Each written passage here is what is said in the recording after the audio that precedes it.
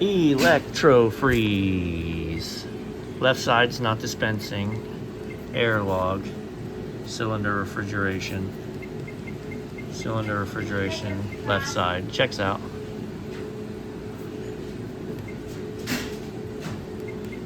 Started on the 26th. Recent development. So, back panel's already off. That's fun.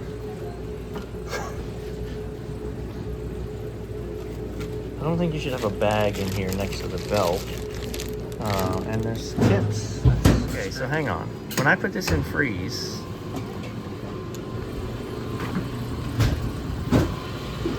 stranger danger. Careful, the belt's spinning. We don't have a compressor running. So we have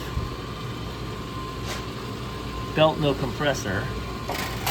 And it definitely thinks the compressor's running. It's not off on a high pressure or a low pressure,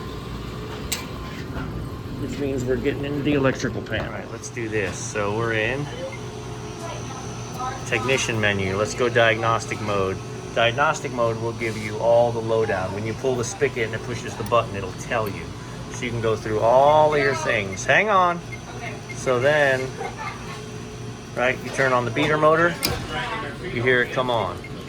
Let's go to cab right. Let's do the right refrigeration compressor. Right, bang. And compressor started. Left compressor. Contactor. No compressor started. I would think if we were off on low pressure, we would be getting low pressure error. So I didn't think we were going to be off on a pressure situation.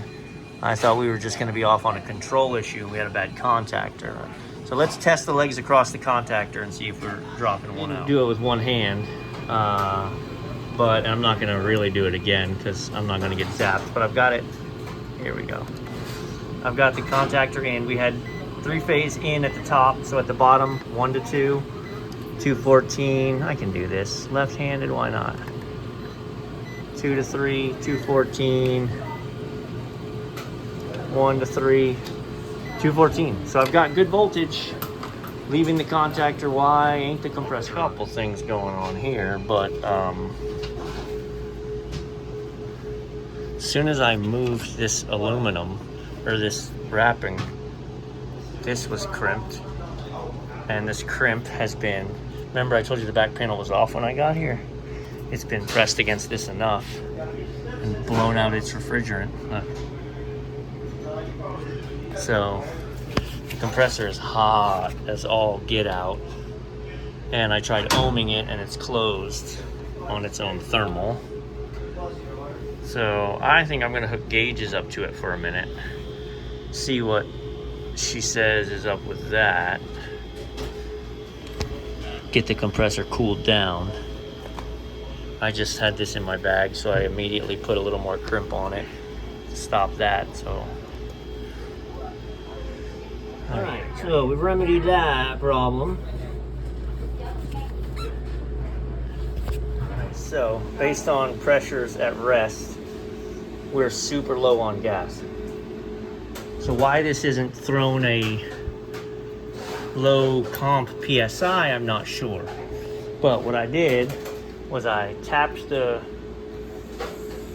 unit with a little bit of liquid refrigerant to cool the compressor down. Hey, and now she fired up.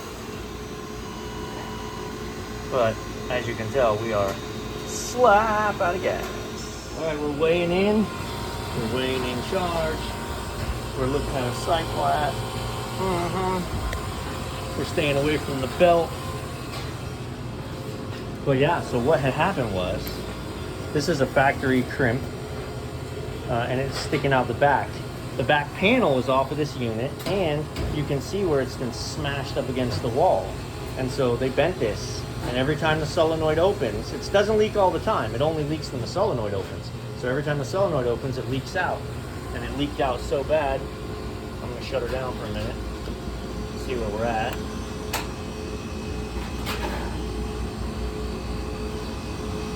How's our sight glass? Still bubbling? Okay. Just making sure. I imagine, and we've only put in a pound, this remote condensing unit, this thing could take like,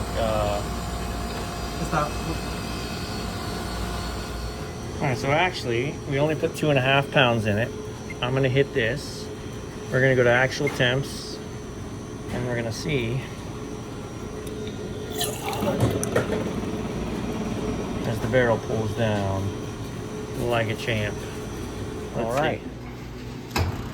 Bada bing, baby. Ice cream.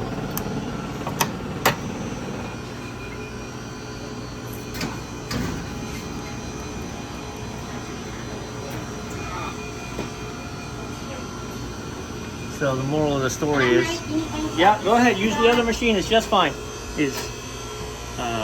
Don't play linebacker and just try and jam all this because it's hitting that, busting things out.